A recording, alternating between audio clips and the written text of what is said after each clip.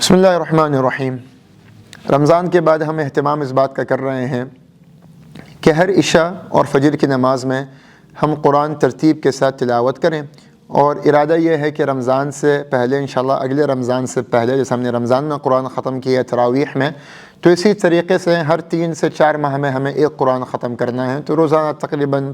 سوا پاؤ ہم جو ہے وہ پڑھنے کی کوشش کریں گے کہ 5 سے 7 صفحے ہم کوشش کر رہے ہیں کہ پڑھیں فجر اور عشاء کی نماز میں۔ تو مختلف آیتیں انسان جب ترتیب سے پڑھ رہا ہے تو کبھی کبھار جب آپ نمازوں میں قرآن کی تلاوت کر رہے ہوتے ہیں تو آپ کو زیادہ تدبر آپ کو حاصل ہوتا ہے، ہر آیت کو آپ غور سے پڑھ رہے ہوتے ہیں، ٹھہر کے پڑھ رہے ہوتے ہیں، تو ایک تدبر دل میں پیدا ہوتا ہے۔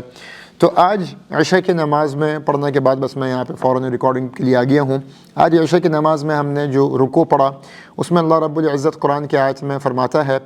کہ قُلْ مَنْ كَانَ عَدُوًّا لِجِبْرِيلَ فَإِنَّهُ نَزَّلَهُ عَلَىٰ قَلْبِكَ بِإِذْنِ اللَّهِ مُصَدِّقًا لِمَا بَيْنَ يَدَيْهِ وَهُدًى وَبُشْرَىٰ لِلْمُؤْمِنِينَ مَنْ كَانَ عَدُوًّا لِلَّهِ وَمَلَائِكَتِهِ وَرُسُلِهِ وَجِبْرِيلَ وَمِيكَالَ فَإِنَّ اللَّهَ عَدُوٌّ لِلْكَافِرِينَ۔ اس آیت کا مطلب یہ ہے کہ جو اللہ رب العزت کا دشمن ہے، یعنی کہ جو اللہ کا انکار کرے گا، پیغمبروں کا انکار کرے گا، فرشتوں کا انکار کرے گا،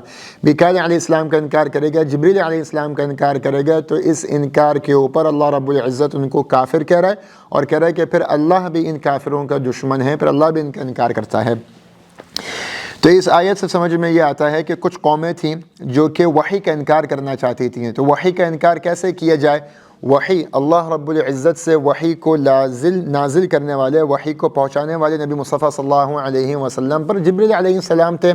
تو جس کو وحی کا انکار کرنا ہے وہ جبریل کا انکار کر دیا۔ تو جبریل علیہ السلام کا انکار بذات خود جبریل علیہ السلام کا انکار کرنا نہیں تھا، اس کے پیچھے مقصد تھا وحی کا انکار کرنا، یعنی کہ جو وحی لے کے آ رہا ہے اس کا انکار کر دو۔ تم نے وحی کا انکار کر دیا، تم نے پیغمبر کا انکار کر دیا، تم نے اللہ کا انکار کر دیا، تم تو سب کے ہی منکر ہو گئے۔ پھر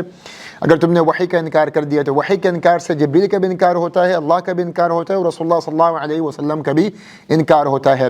ایک جبریل علیہ السلام، یعنی کہ ایک وحی کے سلسلے کو مربوط کرنے والے سے، ایک جبریل علیہ السلام کے انکار سے اگر کوئی قرآن کی اس آیت کے مطابق کہا جاتا ہے کہ فَإِنَّ اللَّهَ عَدُوٌّ لِلْكَافِرِينَ، ایک وحی لانے والے جبریل علیہ السلام کے ایک انکار سے اگر انسان کافر ہو سکتا ہے، تو اس کے بارے میں پھر کیا حکم ہے جو کہ کئی سو، کئی ہزار یا متعدد صحابہ کرام رضوان اللہ تعالی علیہم اجمعین، جو میرے اور آپ کے رسول صلی اللہ علیہ وسلم کے بیچ میں جو کتاب وحی تھے، جو کاتب وحی تھے، یہ پورا قرآن ہم تک پہنچا کیسے؟ ان صحابہ کرام نے یاد کیا، ان صحابہ کرام نے اس قرآن کو لکھا، اس قرآن کو محفوظ کیا۔ یہ سورہ بقرہ سے لے کے سورہ ناس تک انہوں نے ترتیب دی، انہوں نے یاد کیا، انہوں نے آگے پھیلایا۔ اگر کوئی انہی صحابہ کا انکار کرے، اگر کوئی کاتب وحی کا انکار کرے اور ان صحابہ کا انکار کرے جو کہ قرآن کو لکھنے میں، ان کو یاد کرنے میں جو سب سے فعال صحابہ کرام تھے،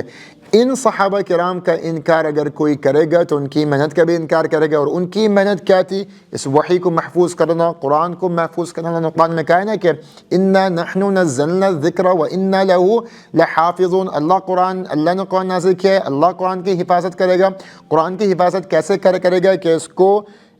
کور ٹو کور، حرف بحرف، یہ جو ہے لوگوں کے سینوں میں اللہ رب العزت اس کو محفوظ کر لے گا۔ اس کو کتابوں میں یا ورقے کی یا قلم اور ورقے میں اس کو محفوظ ہونے کی ضرورت نہیں ہے، بلکہ کتنی مرتبہ تو ہمارے مسجد میں بھی قرآن آتے ہیں اور ہم قرآن پڑھتے ہیں اور کچھ ہمیں غلطیاں نظر آتی ہیں اور ہم کہتے ہیں بھئی قرآن شہید کر دو کیونکہ یہ قرآن کی آیت ٹھیک نہیں ہے۔ تو قرآن کو گوگل میں یا گوگل ڈرائیو میں یا کسی ایپ میں یا کسی پیپر میں اللہ نے محفوظ نہیں کیا ہے، یہ بھی ایک صورت ہے، مگر سب سے بڑی صورت قرآن کو محفوظ جو اللہ نے کیا ہے وہ اللہ نے صحابہ کے سینوں میں کیا، صحابہ کی زندگیوں میں کیا، صحابہ کے کردار میں کیا، صحابہ کے اعمال میں کیا۔ اور ہم نے انہی صحابہ کرام کا لکھا ہوا یہ قرآن آج ہم پڑھ رہے ہیں اور ہم یہ یاد کر رہے ہیں۔ تو صحابہ کرام کا انکار اگر کوئی کرے گا تو گویا اس نے بھی وحی کا انکار کیا۔ تو اگر کوئی صحابہ کا انکار کرتا ہے گویا وہ وحی کا انکار کرتا ہے، گویا وہ اس سلسلے کا انکار کرتا ہے جس سلسلے سے اللہ رب العزت نے اس قرآن کو رسول اللہ صلی اللہ علیہ وسلم تک نازل کیا جبریل علیہ السلام کے ذریعے۔ جبریل علیہ السلام کا جس نے انکار کیا گویا وہ کافر ہوا، اور رسول اللہ صلی اللہ علیہ وسلم کے بعد جنہوں نے اس وحی کا سلسلہ جاری رکھا وہ صحابہ کرام ہیں۔ اگر کوئی صحابہ کرام کا انکار کرے گا معاذ اللہ تو وہ پھر مسلمان کیسے ہو سکتا ہے؟ اللہ مجھ کو اور آپ کو یہ عقیدہ درست کرنے کی توفیق عطا فرمائے کہ کوئی بھی سیاسی، کوئی بھی